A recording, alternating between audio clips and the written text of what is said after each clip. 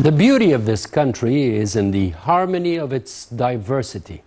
Whatever one wants to address, he or she will discover this phenomenon. Whether you talk about the people, the economy, the resources, you name it, it's there. The richness of the diversity. In the economy, it is quite evident. We have so many resources that make others envious. Tourism is but one example, and this is also diverse. We're blessed with a God-given strategic geographical location along with an ancient culture and heritage left by our ancestors.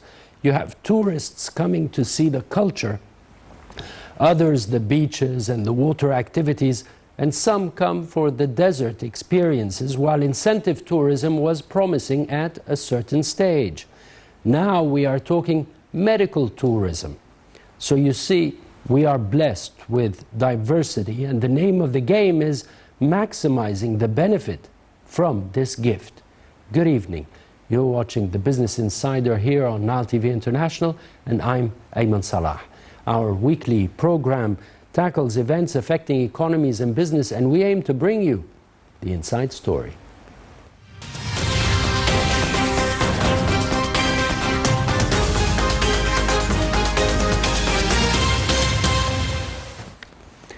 Welcome back. Let's start with our news for the week. Leading petroleum stations owner and the leading power plants owner are up for grabs by PIF, Saudi Arabia's sovereign wealth fund.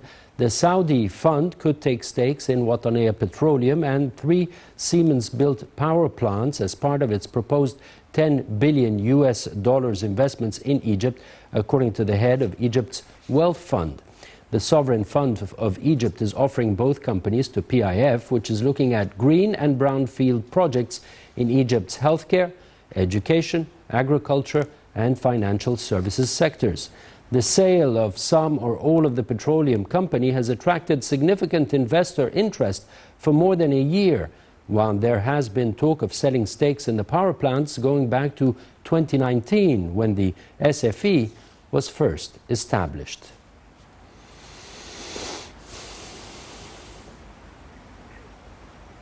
The second and final news item for the week is that local banks face no funding or liquidity challenges, according to a report by Standard & Poor's. The banking sector has an ample local customer deposit base with proven resilient growth, even at times of weakened stability. S&P said that it expects leverage to remain low at a loan-to-debt ratio of around 50% throughout 2022, and that rated Egyptian banks have little direct exposure to Russian and Ukrainian assets, which will not have significant direct effects on bank assets quality indicators. The impact on banks of the EJP's depreciation is also said to be limited, given that foreign currency lending accounts for only 20% of the loan books of the banks. S&P added that IMF support could help mitigate overall economic risks in Egypt in general and to the banking sector in particular.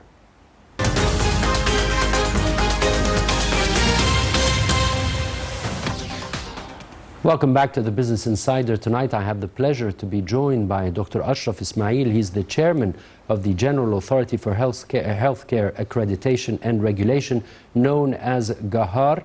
A pleasure to have you here on the show. And what we're discussing tonight is the authority's role in promoting the healthcare sector, promoting investments in the healthcare sector, and also medical tourism. Let's start with this report and then start our discussion. The global medical tourism market is expected to reach $286.1 billion by 2030, according to the President's research. While primarily driven by the increased demand for cheap treatment of various chronic diseases in developing countries, its size reached $102.6 billion in 2020. Sometimes the treatment of certain diseases are quite expensive in the home country. Therefore, in order to obtain cheap and advanced treatments, people opt to travel abroad. Rising government investments in the development of tourism and infrastructure and building strong and advanced healthcare facilities are significantly propelling the growth of the global medical tourism market, along with the free flow of medical technologies, health professionals, patients, medicines, and capital funds. The medical tourism market is dominantly affected by various factors such as climate, geopolitical relations between countries, political stability, and local regulations. Based on region, Asia-Pacific is the dominating and fast-growing market in the global tourism market. Moreover, the availability of cheap cosmetic surgery and cosmetic treatment facilities is boosting the growth of medical tourism in this region, since it is not covered in the healthcare policies. Countries such as Thailand, Singapore, India, and China are the major destinations for the medical tourists, owing to the availability of advanced medical technologies at available prices.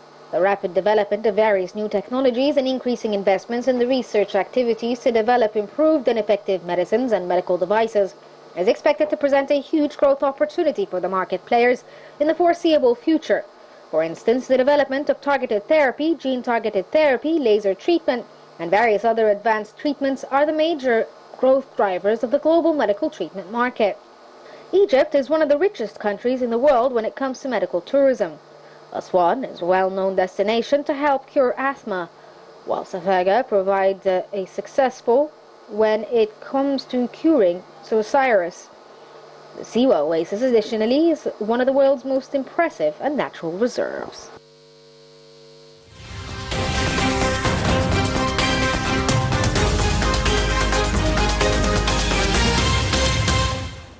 Welcome back to the Business Insider. Once again, allow me to welcome Dr. Ashraf Ismail, the Chairman of the General Authority for Healthcare Accreditation and Regulation, known as GAHAR. A pleasure once again to have you on the show. And medical tourism and GAHAR, these are two issues that still needs to be understood. But let's start first with the role of the authority, the role of GAHAR, its accreditation process. What's different about GAHAR? Absolutely. GAHAR is the General Authority for Healthcare Accreditation and Regulation. This organization actually has been established within the law of the Universal Health Insurance, which was issued in 2018. The main mandate of GAHAR is to set the standards for healthcare facilities, and those standards should meet and be accredited internationally, to be recognized internationally. And this is what happened in the last few years, that we succeeded to actually accredit 5 sets of standards, starting from primary care to ambulatory care, to hospitals, to laboratories, to physical therapy, and we're still working also on 5 more, which includes psychiatric hospital, imaging services, long-term care, and home care. This means that the standards cover the full horizon, full spectrum of healthcare.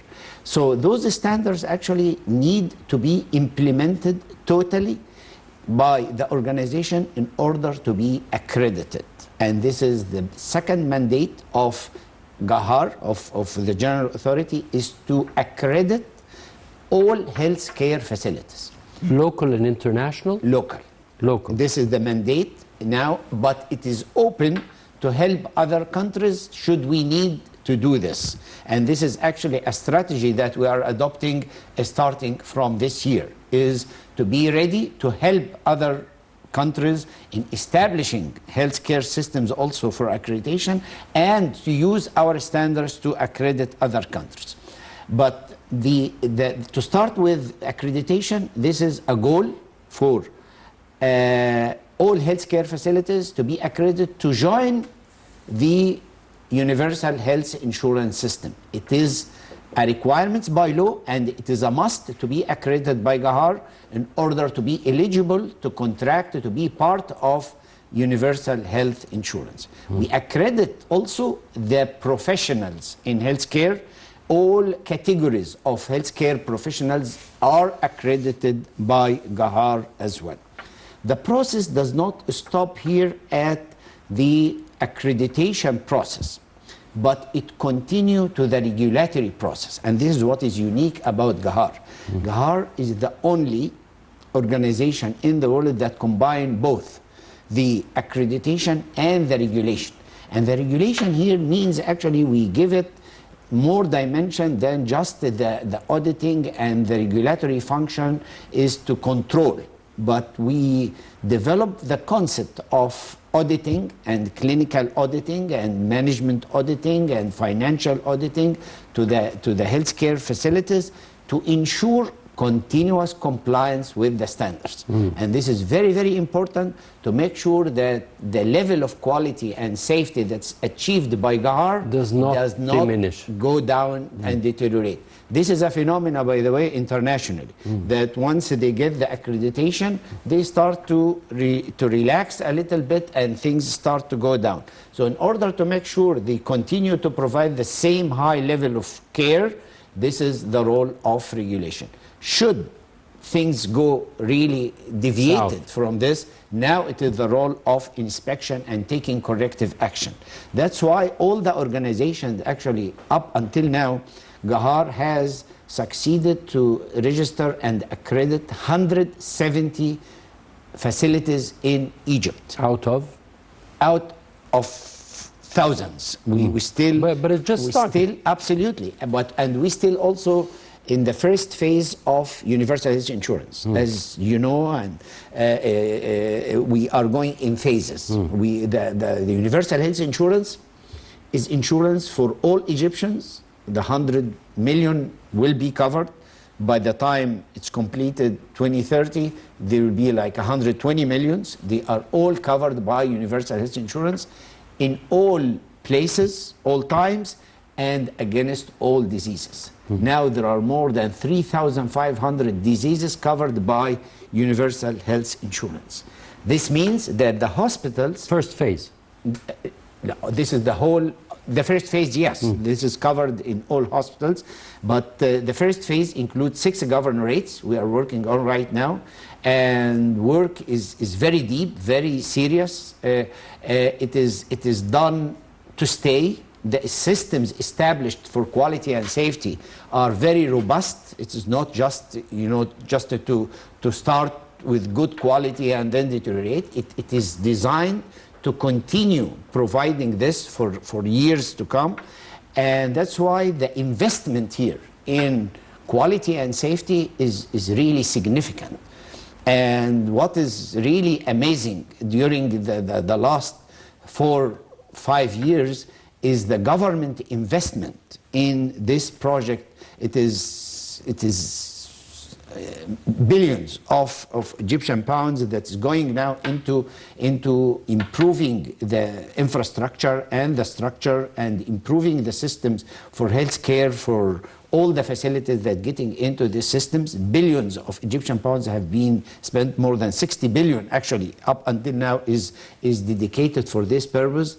And we consider this as an investment, because when we improve the healthcare system, it is not only that it's going for many, many years to continue to provide the high quality, but also it is investment in the health of people, and this will be reflected on the outcomes of healthcare, on the trust of people in the healthcare, and it will be reflected on their quality of life and their ability for productivity and for work. What empowers Gahar? What empowers Gahar are several things, actually. First, Gahar is designed to be independent, neutral, and credible, and have been designed to be under the direct supervision and we report direct to the president of Egypt. And this makes Gahar independent, credible, neutral, and everybody actually is working with Gahar, trusting that this organization is not biased towards any kind of organization or any sector. So we work with all sectors equally, and because His Excellency the President from day one, he insisted that the quality of care is to be the highest quality, the safest quality, the best quality to be provided to every citizen who is receiving this insurance. So the investment here does not go in vain or go just because we provide the service, but the service must be of high quality and safe to get the best result. So this is very, very strong point. The second, that being the international standards, our standards, which are developed in Egypt, based on the latest evidence, based on the latest advances in the science of healthcare, has been approved and accredited internationally. I was going to ask you that. Yeah. That would bring me to my second point, which is the accreditation process. Is it compliant with international standards? Absolutely. Actually, it is accredited by International Organization for Quality, ESQA, which is the organization that accredit accreditors and accredit standards. And in the last 2 years, we succeeded to accredit 5 sets of standards become international standards, compared with the highest and the best international standards. We accredited primary health care, we accredited ambulatory care standards, and this includes polyclinics, day surgery, ophthalmology, dental centers. And we accredited also hospitals, general hospitals, which was really a breakthrough, and it was highly, highly appreciated. By ESQA, we got 99% score for hospitals. And we accredited also the laboratories for the first time. There was no such standards in Egypt before. And we accredited physical therapy. And these 5 sets cover a very big domain of healthcare, and we're still going for another 5 in 22-23, which will cover psychiatric hospitals, will cover imaging services, radiology and imaging services, which will cover long-term care, blood banks, and home health. So when you say you accredited 170 facilities, that means those facilities abide by the highest international standards Absolutely. In the world. Absolutely. So when I seek health care, the first thing I should be looking for is it Gahar certified or not? Absolutely. And this is what is happening right now. And people started to feel the difference. When you walk into a primary health care centers accredited by Gahar, which is belonging now to the General Authority for Healthcare Provision, you can tell the difference. I can compare it with the best centers in the world. Even they don't have this kind of facilities, the doctors, the equipment, the technology, the systems. People go there not only to get the simple vaccination or the antenatal care or those preventive services. They get like 60 or 70% of the services in the package of health insurance is provided now in those primary health care centers. So it is a system, and you can tell about the waiting areas, the exam areas, the testing areas, the facilities, the appointment system. Now the appointment system is electronic system. People can go with appointment. They get into the doctor. That's a catastrophe when you're trying to book an appointment with a doctor. You can wait for 4 or 5 months. I totally understand, and this is even international problem. Yes. And so people now they call, they book their appointment, they get to the clinic. The electronic records has been started now, and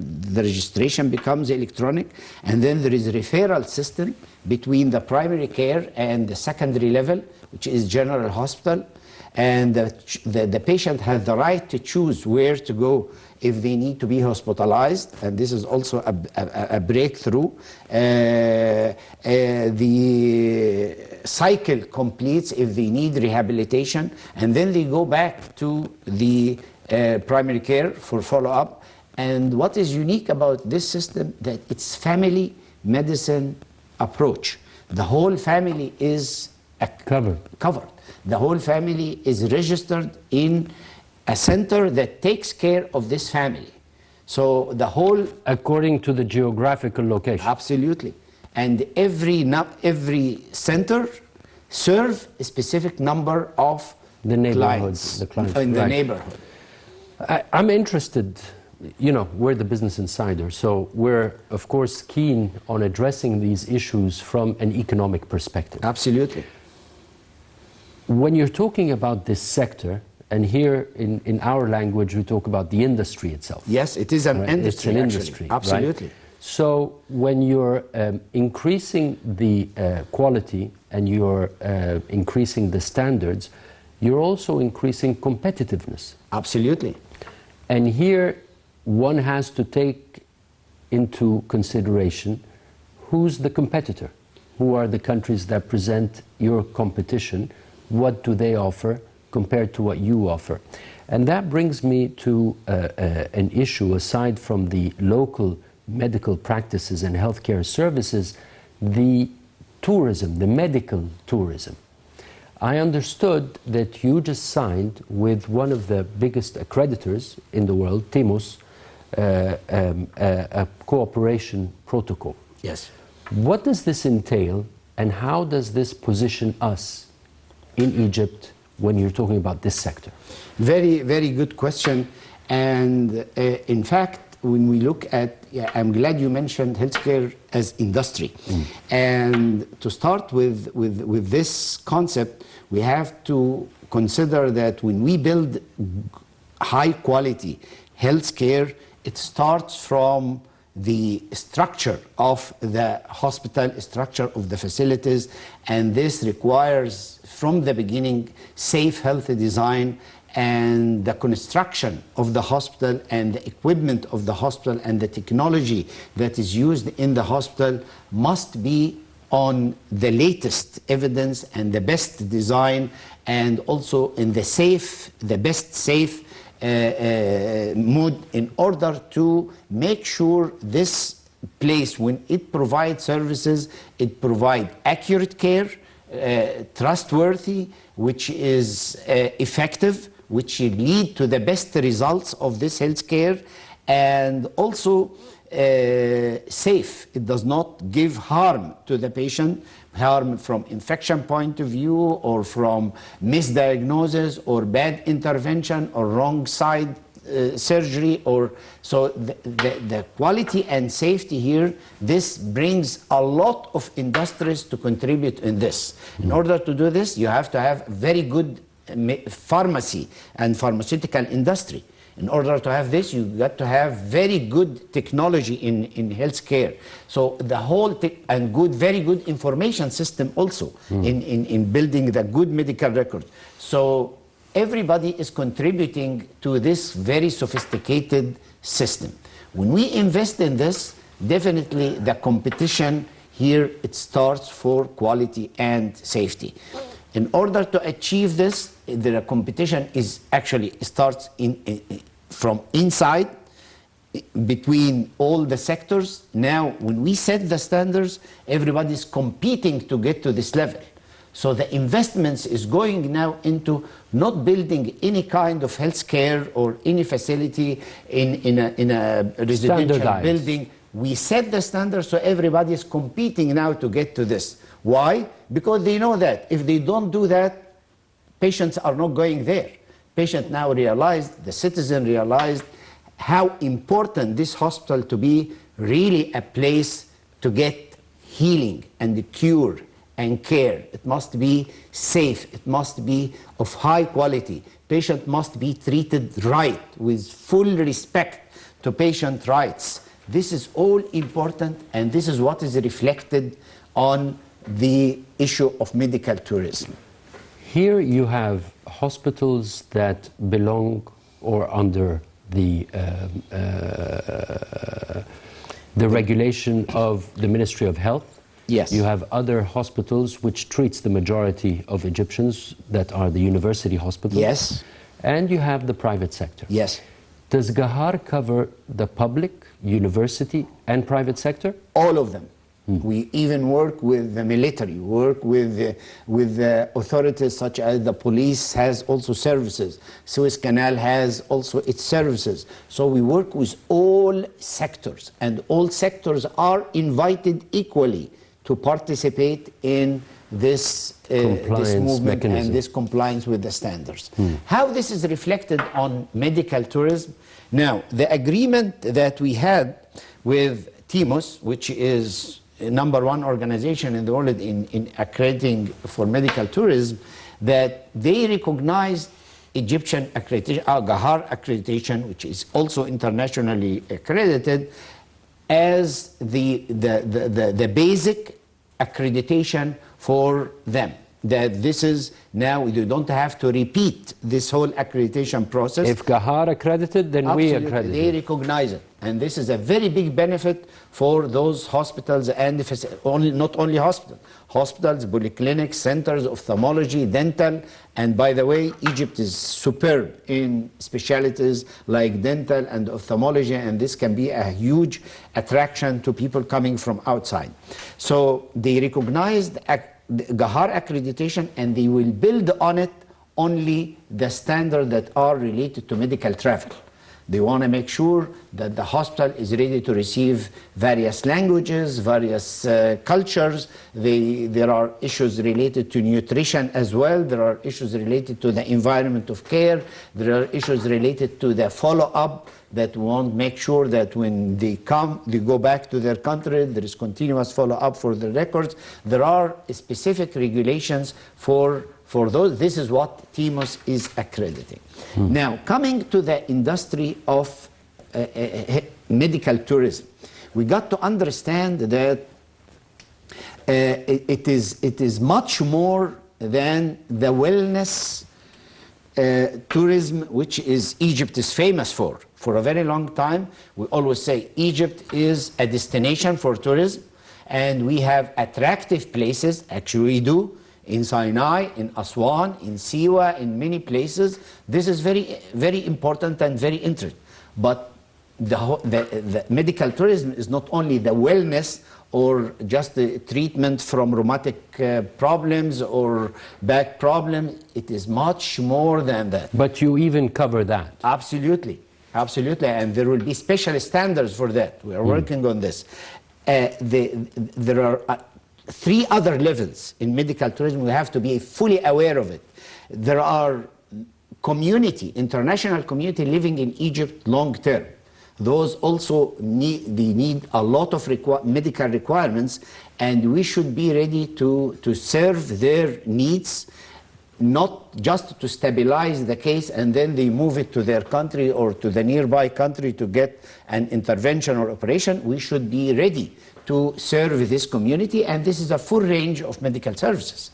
The next category is tourists who are coming to Egypt for tourism and they have medical emergencies. And this is very common. When you go to Sharm el-Sheikh or you're going to Hurghada or accidents happen, or medical emergency happen, or surgical emergency happen, or traumas happen. So we have to be ready in centers specialized in order to serve those on time and be able to serve them, give them the right medication, the right treatment, the right intervention after the right diagnosis in order to make sure that we deliver this. The third category, which is very important and we didn't really touch it before, is to make Egypt destination for patients coming from their countries to Egypt for medical interventions.